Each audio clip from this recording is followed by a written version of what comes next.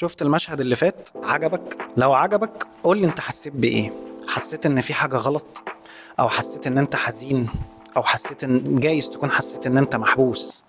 كل ده من غير ما يتقال ولا كلمة، ده باستخدام الفيجوال ستوري تيلينج. وفي الفيديو ده انا هشرح لك اهم حاجة في الفيجوال ستوري تيلينج، الا وهي المساحة البصرية او الفيجوال سبيس. تابع معايا الفيديو للاخر. طيب خلينا نفهم يعني ايه فيجوال سبيس. اي مشهد بيتصور بيكون لازم يكون فيه نوع من انواع الفيجوال سبيس او المساحة البصرية، وده بيكون قرار مش شكلي، ده قرار نفسي عند المشاهد، وده اللي بيستخدمه المخرجين عشان يحسسك بحاجة معينة.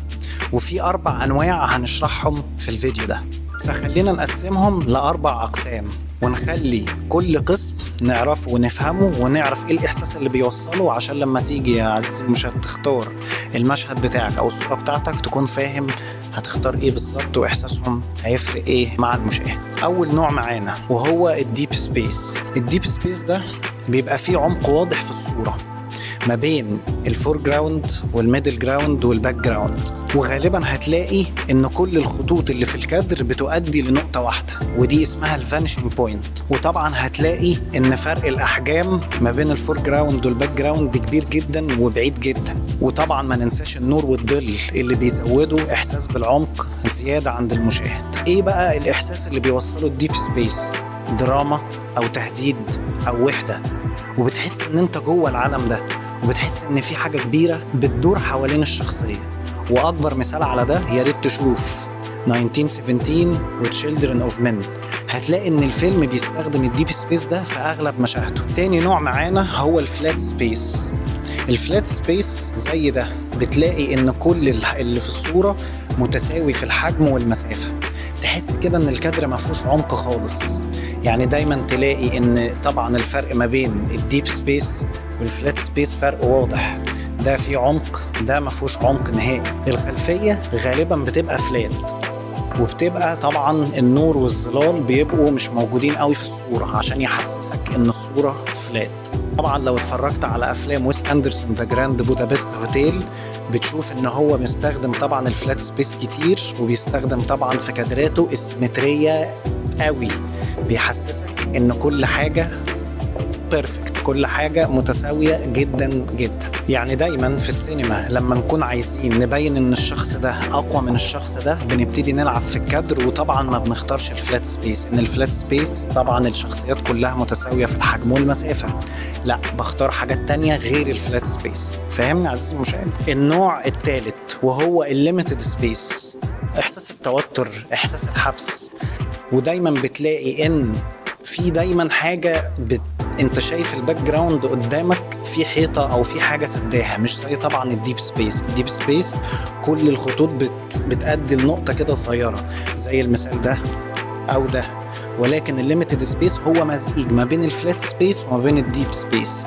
انت كل اللي عليك بتعمله ان انت بتتحكم في الفور جراوند والميدل جراوند والباك جراوند. طبعا بتبقى شايف الباك جراوند بكل وضوح، بيبقى فيه عمق في الصورة بس مش عمق شبه الديب سبيس. يعني من الاخر عشان تفرق ما بين الليميتد والديب بتلاقي دايما ان الليميتد الكادر مقفول مش مفتوح زي الديب سبيس، فطبعا بيوصلك احساس القلق، التوتر، الحبس، وطبعا بيحسسك ان الشخصية ملهاش مهرب.